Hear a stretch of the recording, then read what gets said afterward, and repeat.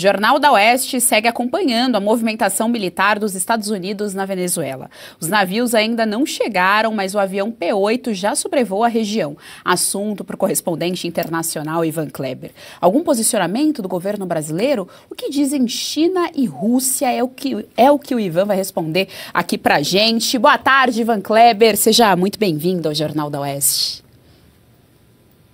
Boa tarde, Geisiane. Uma saudação especial a toda a audiência do Jornal da Oeste. Isso mesmo, nós podemos confirmar, Geisiane, que tecnicamente falando, a operação americana na região já começou. Na noite desta terça-feira, dia 19, o avião P-8 Poseidon, que é conhecido por realizar operações de busca de informação, inteligência, sobrevoou aproximadamente 2 horas o espaço aéreo próximo à Venezuela, entre a ilha de Curaçao e o país. Ele realizou essa operação. Então, este que é um avião que os militares usam justamente para interceptações telefônicas, coleta de informação em solo. Ontem à noite nós tivemos o registro, então, aproximadamente por volta das 11 horas e 56 minutos, horário de Brasília, ainda da terça-feira. Esse avião foi registrado ali por 2 horas, fazendo aqueles voos em círculo, coletando estas informações. Os navios que estão a caminho devem chegar nas próximas horas, agora no final da tarde, talvez, ou no começo da noite. Obviamente, Geisiane, que uma vez que eles estiverem ali, já no local, no destino final, dificilmente a gente vai conseguir monitorar, porque se trata, obviamente, de uma operação militar e o sigilo é, sobretudo, muito importante em operações como essa, mas a força naval, a força militar dos Estados Unidos, então, se aproxima e, como nós confirmamos aqui, com o início já das operações, pelo menos do avião P-8, que é, olha, devo dizer que é um avião muito importante da aeronáutica americana, justamente pelo trabalho dessa coleta de informação que ele faz. Agora à tarde, Geisiane, coisa de 30, 40 minutos atrás, a Assembleia Nacional Bolivariana da Venezuela, que é controlada pelo regime, reafirmou o seu apoio ao ditador Nicolás Maduro, falando em nome da soberania e integridade territorial da Venezuela. É uma medida pro forma, porque nós sabemos que a Assembleia é controlada pelo regime. De qualquer maneira, para de alguma maneira tentar reafirmar o poder do Nicolás Maduro. Rússia e China, por enquanto, Geisiane, não se pronunciaram, mas o Brasil, pela primeira vez nesta quarta-feira, desde o início da crise, há 10 dias atrás, nós tivemos o primeiro depoimento, a primeira declaração de alguém do alto escalão do governo, Celso Amorim, assessor de assuntos internacionais do presidente Lula, declarou estar preocupado e vê com certa atenção essa movimentação militar. Agora, nós precisamos aqui, Geisiane, lembrar o seguinte à nossa audiência. O governo brasileiro foi quem procurou essa situação. Quando, no ano passado, inclusive ainda na administração Biden, portanto, aqui não dá para dizer que era algo relacionado ao Trump, que o Trump está perseguindo o Maduro. Ainda na administração Biden, os países tentaram fazer uma coalizão ali para não reconhecer o resultado das eleições da Venezuela, e o Brasil, o México e a Colômbia entraram para a história aí de maneira nada positiva, não é? Pelo fato de ficarem em cima do muro. Não, em um determinado momento chegaram a cogitar até uma recontagem de votos, enfim. Essa situação do Brasil, lá em julho do ano passado, apenas empurrou o problema para frente, e agora o problema é bem maior e militar, como a gente está vendo. Se o Brasil tivesse tomado uma posição mais firme diante da ditadura do Maduro lá atrás, talvez a situação agora fosse bem diferente. Não quiseram resolver um problema de médio porte lá atrás, agora estão com um problemão. E olha só, Geisiane, também informação desta tarde que chega do Paraguai, de que o Senado paraguaio já aprovou um decreto para que o país reconheça o Cartel de los Soles como uma organização terrorista, assim como os Estados Unidos fizeram e recentemente o Equador. Portanto, o Paraguai seria o segundo país no nosso continente a decretar o Cartel de los Soles como um cartel terrorista. A informação que chega do Paraguai é que o presidente Santiago Pena deve assinar esse decreto ainda nesta quarta-feira. E por que eu estou trazendo o Paraguai aqui para a conversa? Joga uma pressão ainda maior sobre o Brasil.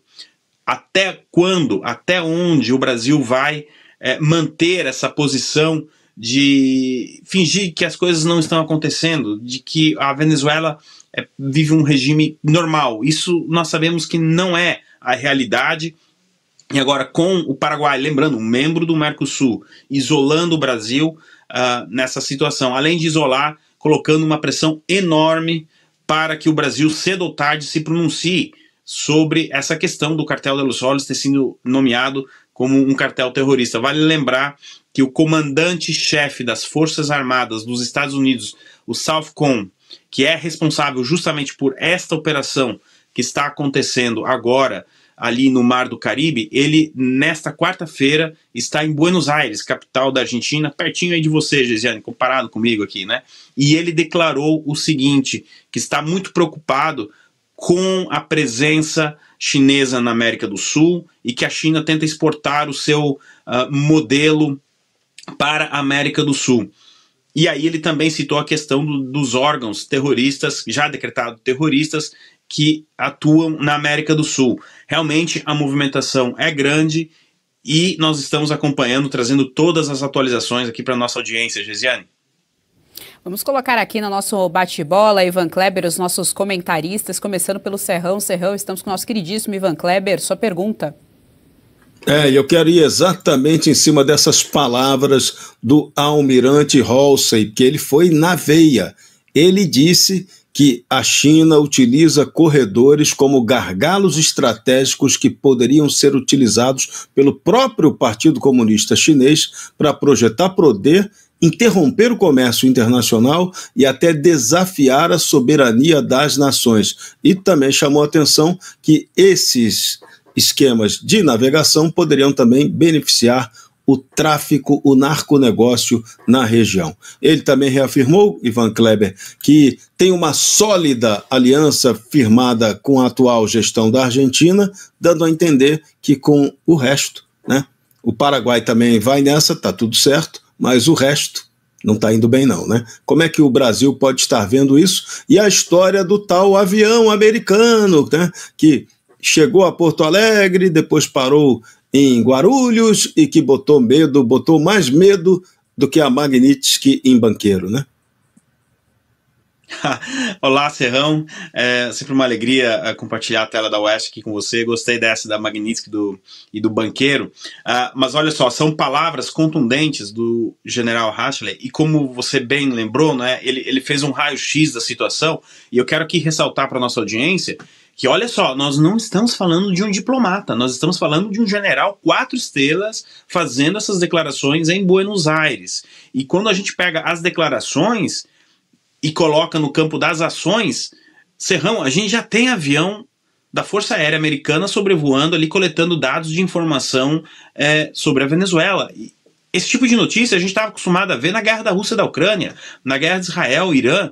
Na América do Sul, quem diria que de maneira tão rápida chegaríamos a ter notícias como essa, né? Teríamos notícias como essa. E veja bem, as declarações do general vão justamente ao encontro de um desejo da administração Trump, principalmente do secretário Marco Rubio, de diminuir a influência chinesa na América Latina, porque isso é considerado, além de um ataque à soberania desses países, como você bem ressaltou, também é considerado uma ameaça à segurança nacional dos Estados Unidos.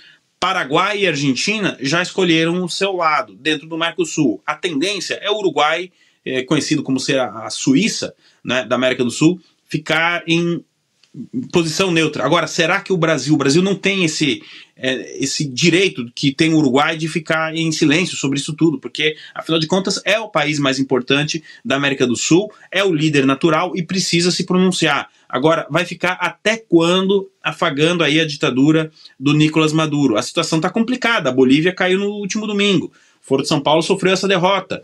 O Equador já mostrou aí um alinhamento com os Estados Unidos, Paraguai, Argentina. Chile está para acontecer a mesma coisa.